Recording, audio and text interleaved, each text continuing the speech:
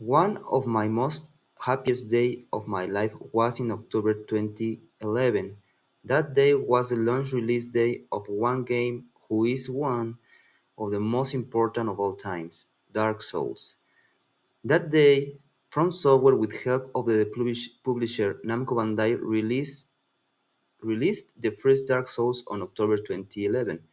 This development was codenamed earlier like Project Dark until finally was renamed as Dark Souls. I felt so glad and happy. That game changed my life because it's a wonderful ludic experience with a dark fantasy environment. But the most important retribution to the medium was the reborn of the hard games like genre, the Souls games. I was pretty hyped for the reviews who said "Prepare to die" as a slogan made for the marketing to the game.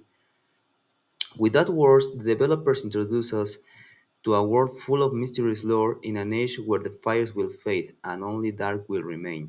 It's just one of my happiest days. I played like 1 week later after the release date.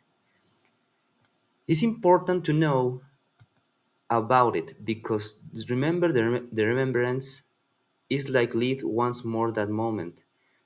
To me, it's wonderful to explain how I felt when something good or happy happens to me, to share my emotions, and maybe that way people understand who I feel, who I feel when one good thing happens to me.